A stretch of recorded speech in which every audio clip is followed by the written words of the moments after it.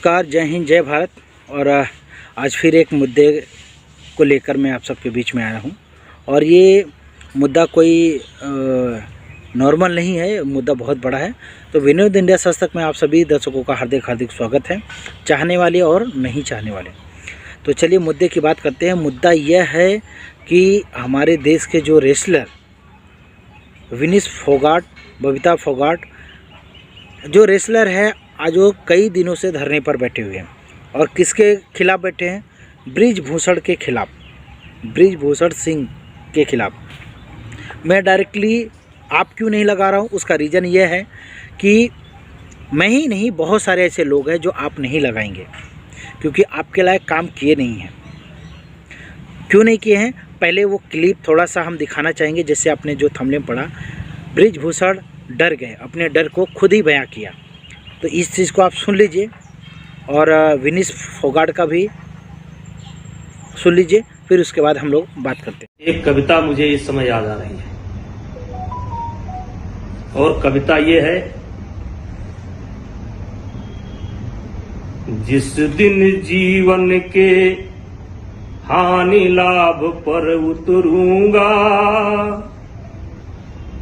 जिस दिन जीवन के हानि लाभ पर उतरूंगा, जिस दिन संघर्षों में जाली लग जाएगी, जिस दिन जीवन की लाचारी मुझ पर तरस दिखाएगी, जिस दिन जीवन की लाचारी मुझ पर तरस दिखाएगी, उस दिन जीवन से मृत्यु कहीं बढ़ जाएगी।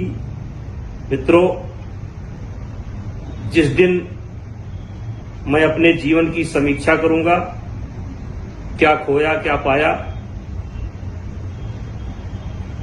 और जिस दिन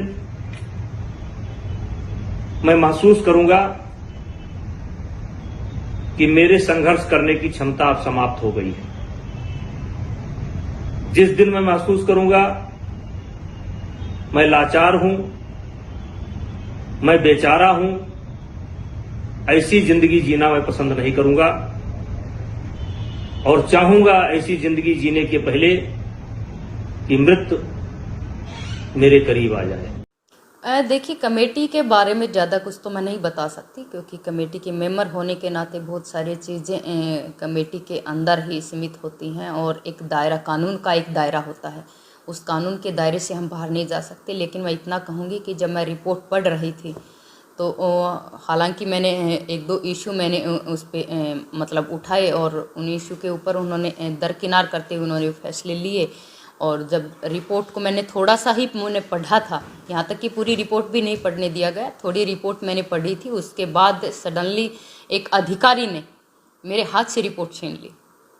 तो मतलब बहुत बड़ा, मतलब मेरे लिए भी थोड़ी सी ऐसा लगा कि मतलब ये क्या तरीका है, इतना मिसबिहेव जो कि मेरे साथ किया गया था कमेटी मेंबर होने के नाते, क्योंकि जितना अधिकार और कमेटी मेंबर का था उतना ही अधिकार मेरा भी था उस सब चीज़ के अंदर। और उन सब के बाद मैंने कमेटी के अंदर जो रिपोर्ट सबमिट की है, उसके अंदर अपनी आपत्ति और अपने विरोध के साथ मैंने रिपोर्ट साइन करके दी। मैम, योगेश्वर दत्त भी उस कमेटी में शामिल थे जिसमें आप शामिल थे, जो आरोप की जांच है वो कर रही थी। क्या आप उस अधिकारी का नाम बता सकते हो? क्या योगेश्वर दत्त के भी साथ ऐसा हुआ था? देखिए, योगेश्वर दत्त का तो मुझे नहीं पता, योगेश्वर दत्त ही बता सकते हैं इस बारे में। लेकिन हाँ, मैं उस अधिकारी का नाम जरूर मैं बता सकती हूँ। राधिका सरीमन जो हैं अथॉरिटी के साथ चेयरमैन की वो थे वहाँ पे, जिन्होंने मेरे साथ मिसबिहेव किया था। क्या आप रिपोर्ट जब पढ़ रही थी, क्या उन्होंने ही आपकी रिपोर्ट है वो छीनी थी? या क्या आपने उस रिपोर्ट से असहमति है वो जताई है? हाँ, मैंने रिपोर्ट में असहमति जताई है, और मैंने असहमति के साथ मैंने रिपोर्ट साइन करके दी। क्या रिपोर्ट में क्लीन चिट है वो दी गई थी क्या मैम? देखिए, उसके अंदर मैं कुछ नहीं कह सकती कि क्लीन चिट, वैसे तो हम भी कौन होते हैं देने वाले, लेकिन हमारा काम जो था, हमने जो हमारे को सौंपा गया था वो सिर्फ उतना ही। पांच मेंबरों में से आप एक थी क्या? 5 मेंबर एक तरफ से, आप एक तरफ थे? वो तो देखिए, आपको रिपोर्ट देख के ही समझ आ जाएगा, मुझे कुछ ज़्यादा बताने की या कहने की जरूरत नहीं। कितनी पहलवान सामने आई थी बृजभूषण शर्मा के खिलाफ कि उन्होंने जो आरोप लगाए थे? क्या बता रही कितनी कितनी पहलवान है वो सामने हैं जिन्होंने सेक्शन ये मारा? सब चीज़ें देखिए मैं डिस्क्लोज नहीं कर सकती कि कितने पहलवान आए थे, कौन थे, क्योंकि कानून मैं वही दोबारा चीज़ मैं कह रही हूँ कि कानून का अपना एक दायरा है और मैं उससे बाहर जाके कुछ नहीं बता सकती और कह सकती। क्या पहलवानों के समर्थन में आप जंतर मंतर उनके पास जाओगे? देखिए मैं हमेशा महिला और खिलाड़ियों के हमेशा साथ में खड़ी हूँ और पहले भी थी और आज भी हूँ। क्या मैं और खिलाड़ी के साथ में और जिसके साथ भी गलत हुआ है, हालांकि हमारी न्यायपालिका पे मुझे भरोसा है कि हमारी न्यायपालिका जो है वो जनता जनार्दन जो है हमारे उनके समक्ष आएगा, जो भी फैसला आएगा सबके सामने होगा। क्या मैम खेल मंत्री अनुराग ठाकुर के साथ आपकी इस पूरे मामले को लेकर बातचीत हुई? देखिए मैं एज ए कमेटी मेंबर वहाँ पे थी, तो मैं एज ए कमेटी मेंबर जो मेरा काम था बस मैंने उतना ही काम किया। जब पिछली बार खिलाड़ी धरने पर बैठे थे, उनकी खिलाड़ी विनेश का आरोप है कि कुछ लोगों की मध्यस्थता के बहकावे में आकर, चाहे चेयरमैन को लगाओ किसी को लगाओ, उनके बहकाव में हमने धरना समाप्त कर दिया था। अब की बार हम धरना समाप्त नहीं करेंगे, हम न्याय लेकर ही यहाँ से जाएंगे।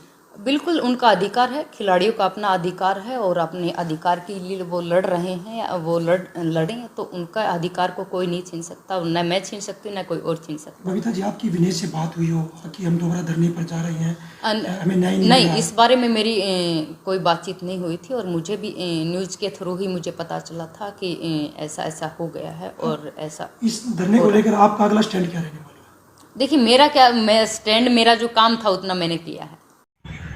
तो जैसे कि आपने सुना दोनों जन का, बृजभूषण सिंह अपने आप को और अपने डर को सीधा सीधा बयां कर दिए हैं कि अब उनको ये पता चल चुका है कि अब उनका नहीं चलने वाला है। अब वो चाहे सारे हथकंडे अपना ले, धमका के, मारने की धमकी, पैसा दे के, किसी भी तरह से कर ले, अब उनका नहीं चलने वाला है।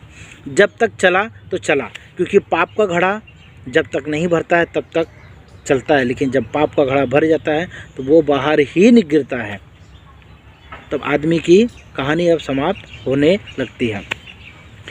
क्यों? क्योंकि इस समय जो है बीजेपी सरकार, योगी जी, सब लोग सवालों के कटघरे में ऐसे खड़े हैं। अतीक अहमद का जब से इनकाउंटर हुआ, जब से उनके सुरक्षा घेरे में मौत हुई है, तब से लेकर अब तक, जैसे उन्होंने कहा मिट्टी में मिला दूंगा, तो मिट्टी में मिला दूंगा तो आपको उनको जो है हर उस कातिल को, हर एक उस गुंडे को, हर एक भ्रष्टाचारी को ख़त्म करना पड़ेगा, मिट्टी में मिलाना पड़ेगा। तो ये चीज़ उनको डर सता गया है कि अगर विपक्ष पार्टी के खिलाफ को डर सता गया है कि अगर विपक्ष पार्टी के खिलाफ अगर उन्होंने काम किया है तो अपने पार्टी में भी उनको करना पड़ेगा, क्योंकि सरकार चलानी है और कुर्सी बचानी है तो उन्हें इस चीज़ को करना ही पड़ेगा। क्योंकि बृजभूषण सिंह ने खुद कबूला है कि एक मर्डर उन्होंने किया है। एक मर्डर करने वाला हो या दो, मोदी जी, अमित शाह, योगी जी, राजनाथ सिंह, ये लोग ऐसे कटघरे में फंस चुके हैं कि इनके पास सवाल का जवाब देने के लिए कुछ है ही नहीं। इसीलिए ये लोग सोशल मीडिया पर भी एक नया कानून लाए भी हैं, उसके बारे में भी हम आगे आपको बताएंगे, ठीक है। तो बृजभूषण सिंह को ये चीज़ समझ में आ गई कि अब हमारी कहानी जो है अब ख़त्म होने वाली है, इसीलिए अब इनके पास कौन सा रास्ता बचता है। इन्होंने, याद है आपको, इन्होंने भाषण दिया था कब, जब राज ठाकरे साहब जब मुंबई से अयोध्या जाने वाले थे राम लला का दर्शन करने के लिए, तो इन्होंने बोला था कि अयोध्या में आके दिखाओ, उत्तर भारतीयों के साथ गलत करते हो और अयोध्या में आ रहे हो। मैं आपको वो भी क्लिप आपको दिखाऊंगा, वो भी आप लोग क्लिप देख लीजिए दोनों जन का, फिर मैं बात करता हूँ। अगर महाराष्ट्र में रोजगार उपलब्ध है तो महाराष्ट्र के जो युवक है, युवती जो है, उनको यहां पे पहला प्रेफरेंस मिलना चाहिए। इसमें कोई गलती है क्या?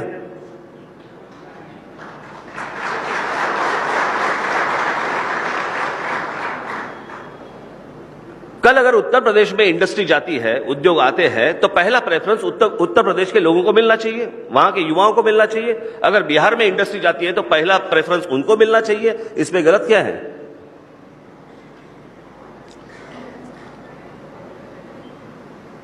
देखिए, ये देश है, इस देश के हम लोग सब राज्य बोलते हैं, हम लोग कहते हैं। मैंने एक बार कहीं एक भाषण में कहा था कि भारत एक यूरोप जैसा है। अगर हर प्रांत की भाषा देखी जाए तो अलग है, हर प्रांत का अगर पहराव देखा जाए, कपड़े अगर देखे जाए वो अलग है, संस्कृति अलग है, खाने पीने की बातें अलग है। तो ये जो भारत है, ये भारत भी यूरोप जैसा है। वहां पे भी एक अलग अलग राज्य है, जिससे अभी इंग्लैंड बाहर निकला वो बात अलग है, लेकिन अलग अलग राज्य है, उनकी करेंसी एक है। भारत भी वैसा ही है। जिसे हम लोग राज्य कह रहे हैं वो असलियत में एक एक देश है, जिसे बांधा हुआ है, जिसे हम लोग भारत कह रहे हैं।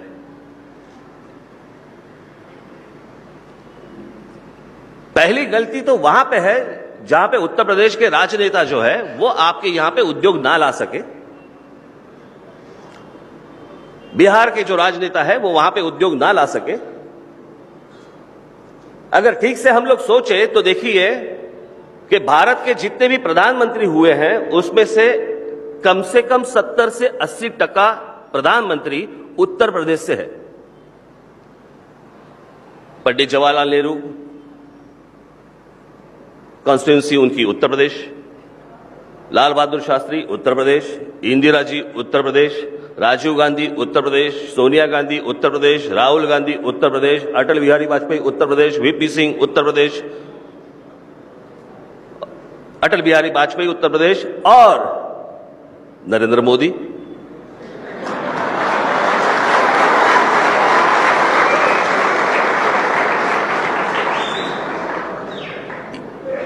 ये जो बातें हैं, ये जो सवाल है, आप ये जो मुझे पूछ रहे हैं, आप उनको क्यों नहीं पूछते कि प्रधानमंत्री के लिए आपको हमारा क्षेत्र चलता है, लेकिन हमारे यहां पे जो युवक है, हमारे यहां के जो लोग हैं, वो बाहर काम करने के लिए क्यों जा रहे हैं?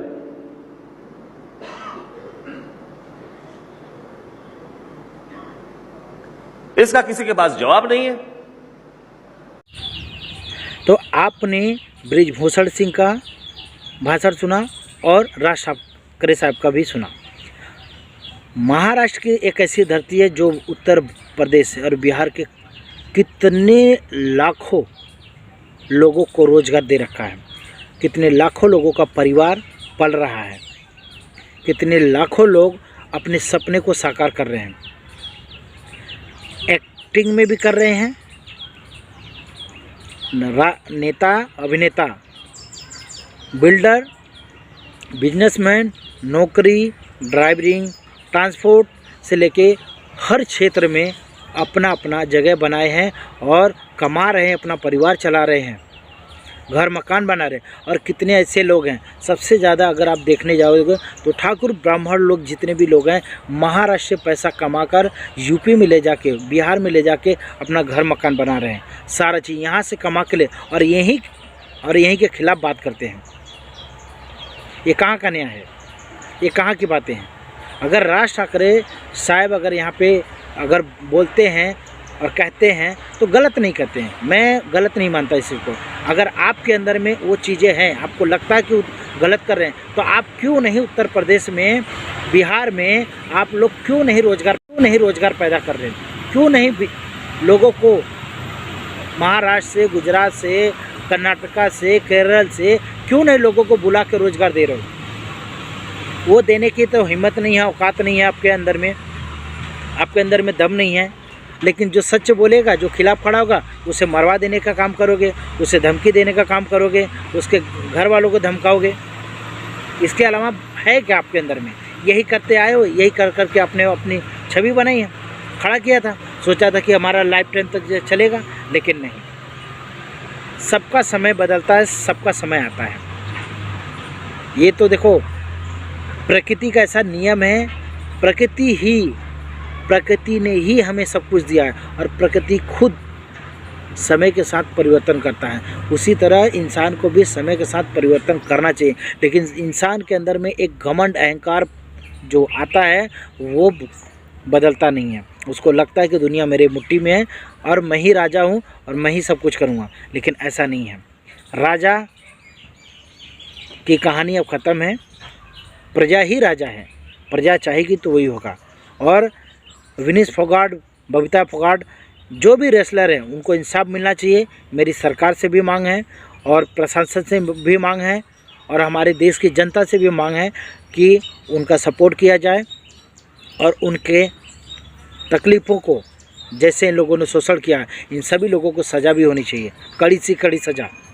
जैसे अतीक अहमद का हुआ है ऐसा इनका भी होना चाहिए, क्योंकि ये भी हत्यारे हैं और वो भी हत्यारे थे। मैं उनका भी सपोर्ट नहीं करता और इनका भी सपोर्ट नहीं करूँगा। जो सही है सही के साथ चलूँगा। विनोद इंडिया सच तक का काम है, सच को दिखाना, सच को बताना। तो ये सत्य है और सत्य को सपोर्ट करता हूँ। तो चलिए, आज के मुद्दे को कहने को बहुत सारी बातें हैं और नेक्स्ट वीडियो में भी हम बात करेंगे। फ़िलहाल वीडियो को यहीं पे समाप्त करते हुए जय हिंद, जय भारत। और कमेंट करके ज़रूर बताएं। और सबसे पहला ज़रूरी है शेयर ज़रूर करना, शेयर करना ना भूलें। जय हिंद, जय भारत।